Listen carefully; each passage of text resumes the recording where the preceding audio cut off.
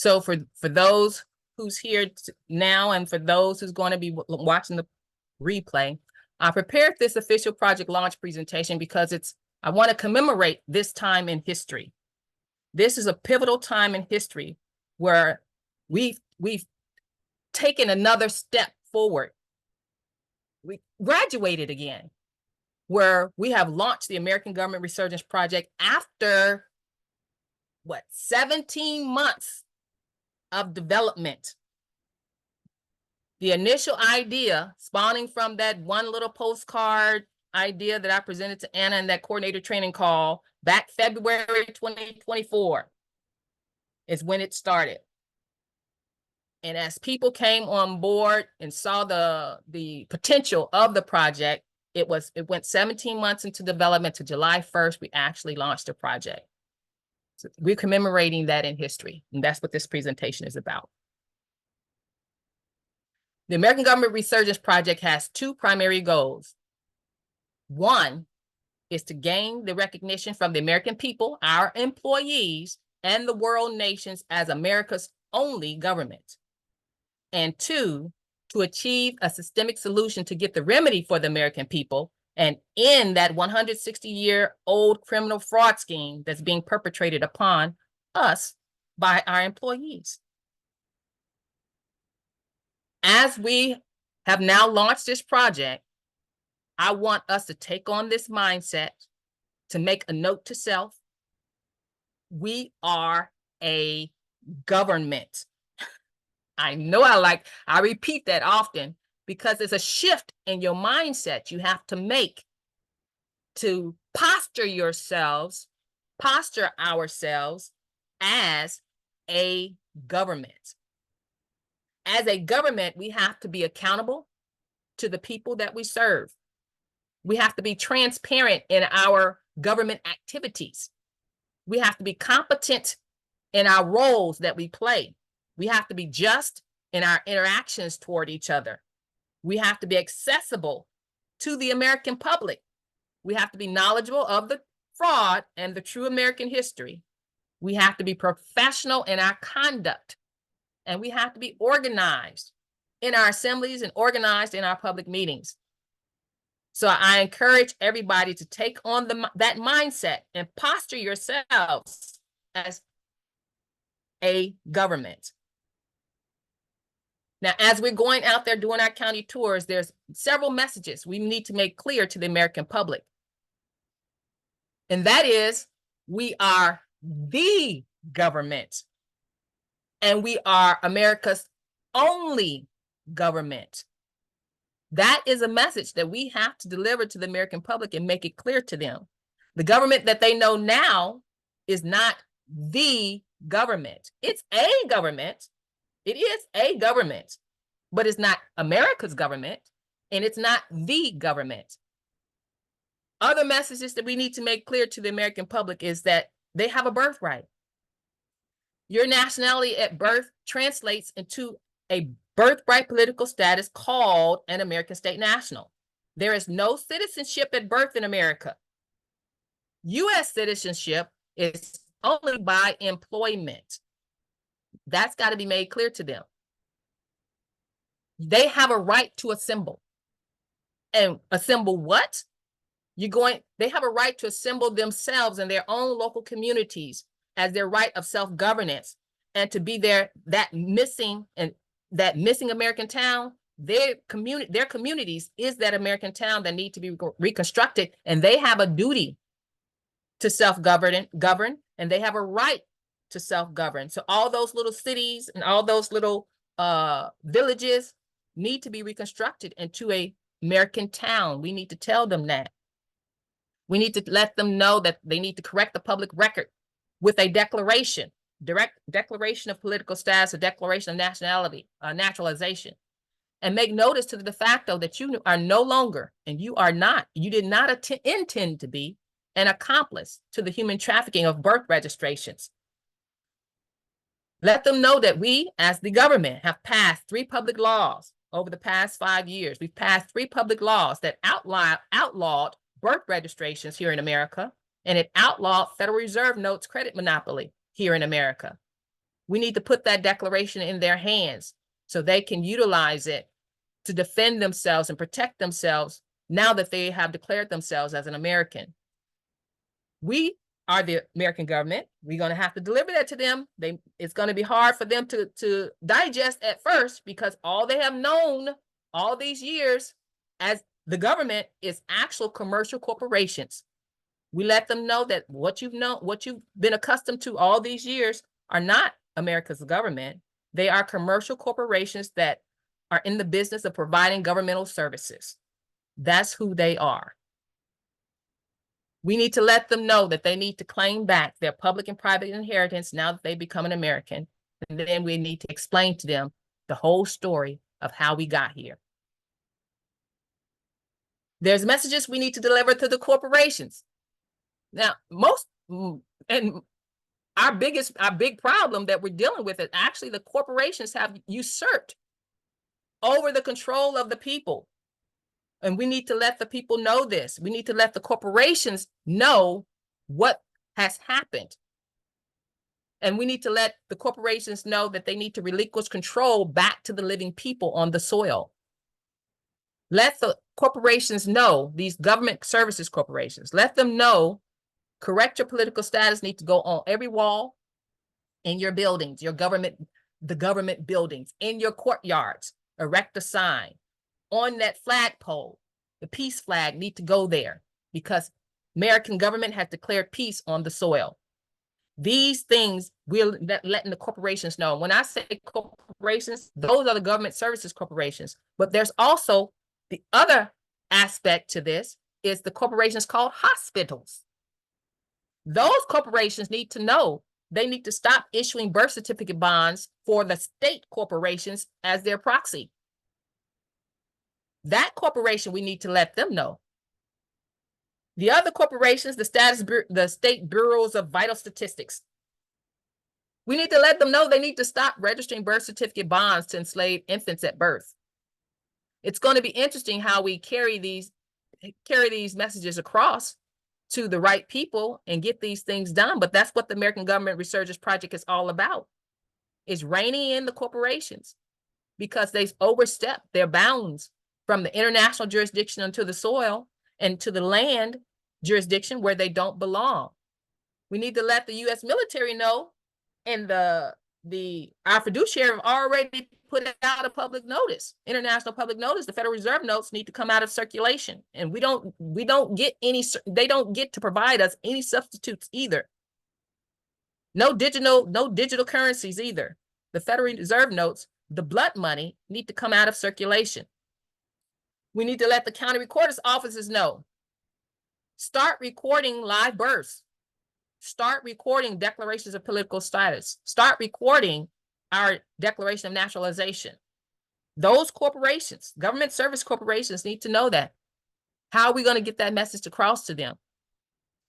All of them need to know that you will be criminally liable for human trafficking and credit theft if you don't course correct. That's what the Criminal Information Notice of Liability was constructed for. So our state and county assemblies need to convey this message to these corporations, because we are the government and we have to posture ourselves that way in order to get these things done. There's messages to the law enforcement that we need to convey. And this is where our peacekeepers come in. We need to convey to them, enforce your laws on your citizens and leave the non-citizens alone. The sovereign, leave the sovereign alone. The public law reigns on the land, and it guarantees that you, law enforcement, will protect the unalienable rights of the sovereign. The state constitution that you abide by, that state constitution is a contract that you actually have with the U.S. military. After the Civil War, that's the contract that you signed, making you a federalized subcontractor. And your jurisdiction, law enforcement officer, is granted by contractual consent only. Our jurisdiction as the American government law enforcement officer is established by our ownership rights to this land. You are commercial government services corporations, and we are the bona fide government. This, our peacekeepers will have to get across to the law enforcement officer or the policy enforcer or policeman. We have to let them know the American government is the employer and all the rest of you are foreign governmental services corporations, subcontractors, supposed to be delivering us governmental services. So let's have this, we need to have that conversation with them and let them know that you are personally liable for all the outreach beyond your contractual and your constitutional limitations. Let us explain to you, law enforcement officer, policy enforcer, how we got here. And then they become responsible for their actions after they have been told. So our peacekeepers need to get these messages across to the law enforcement de facto counterparts. Now, in our American Government Resurgence Project, I've outlined some guidance for every assembly of the logistics of how to get this message across county by county. Here's a list of all the beginning documents that will give you that guidance of how to design and execute a successful campaign, county tours. To the right, you'll see Illinois. I mapped out Illinois because the first thing before you get out there, you got to map out where you're going to go. I mapped out a 2-mile radius on Illinois to try to get an idea of what will that entail for that state. And I started number 1. The American Government Resurgence Project wants to start in the county where the state capital is. You're going to decide as your state where you want to start. But initially, that's what the project focused on, was the county where the state capital is located, so that we can rein in that governor. So that once we rein in and accomplish that, that governor can trickle down and send down those demands and those orders to all those federalized subcontractor agencies and departments that's really under their control. So that's why it's mapped out that way, with number 1 being in that location. But your assembly, have the autonomy to decide how you want to start. And you can think of it strategically. Strategically, where do you want to start? Do you want to start where the state capital is located? Do you have a county sheriff already elected in that state capital? Or do you have county sheriffs already elected in the other places? And maybe you want to start there. Or maybe you want to start where you have declared nationals. Maybe that will be your strategy. You'll start where you have declared nationals located, so that you can start getting them involved in organizing the reconstruction of their little communities. It's all left up to you, that as the assembly, the county assembly, the state assembly, you all design what best strategy will serve you all.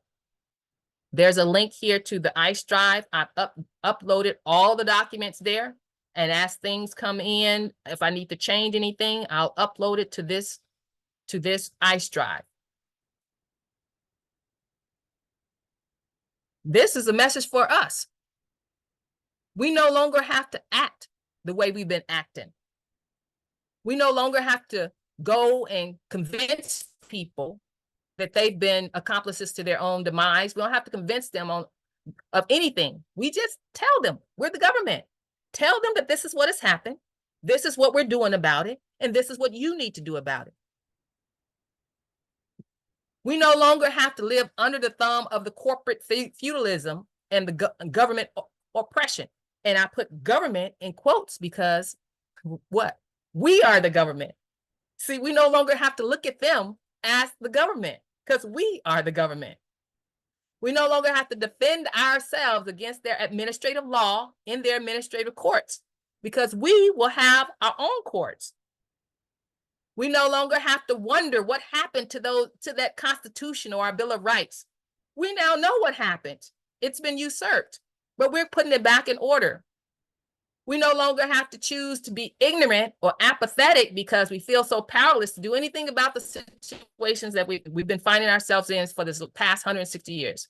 We don't have to choose ignorance anymore, and we don't have to be apathetic anymore. because now we're empowered to do something about it, reconstructing our American government. We no longer have to subject ourselves to forced labor contracts to receive their monopoly money. We're going to create our own bank. We've created our own bank. Sovereignty has to, if you're going to be sovereign, like we say, if you're going to claim sovereignty, you have to have financial sovereignty. We don't have to use their monopoly money. The Federal Reserve notes need to come out of circulation. That's what we have dictated as the government. We no longer have to guard our minds against the cognitive dissonance and the gaslighting, trying to make us believe the lies, because now we know what the truth is. We don't have to hide behind and be fearful behind the labels of tinfoil hat wearers and sovereign citizens. Why? Because we've proved that it's correct. We no longer have to adhere to the laws that's requiring land titles and deeds and patents and licensing for driving and marriage licensing and professional licenses and voter and car registrations. Selective service. No, you don't have to sign up for selective service or use fiat currency. We no longer have to do any of that. We position ourselves now as the government so we can deliver these remedies to the American people. They no longer have to do any of this. Why? Because we've launched the American Government Resurgence Project. Phase 1, Phase 1A, Phase 2, and soon Phase 3 is following behind. And I didn't do it by myself. I want to thank all of you that we've accomplished this together. And if your name, if you've done something, if I missed your name, I'm sorry. But I've tried to give recognition to everybody that I could think of that I said, hey, can you do this? Hey, that pitched in a tweak here, a tweak there, a talent here, a talent there, a correction here, correction there. We did this. And I thank you for all of the assistance that I've gotten thus far. But you know what? We still have phases 4, 5, and 6 to complete for us to achieve our mission for 2028. Margaret has an inspirational message here for us. Let me see if I can play it here for you. Margaret did this video here for us, and we're going to play this here for you. I already got it started. We cannot fail. We are willing and able to do this work physically, mentally, emotionally, and spiritually. We have resolve and determination. We walk the talk and work every day to bring the du jour into reality. We have excellent tools to complete our work. We set realistic and achievable goals. We learn and research constantly. We have a timeline. We track our progress. We measure our strengths and weaknesses. We continually improve and revise accordingly. We conduct ourselves with peace and love. We keep the peace and uphold the public law. We report crime. We let our yes be yes and our no be no. We operate as fiduciaries under the prudent man standard. We aren't giving up. We aren't going away. We are not taking no for an answer.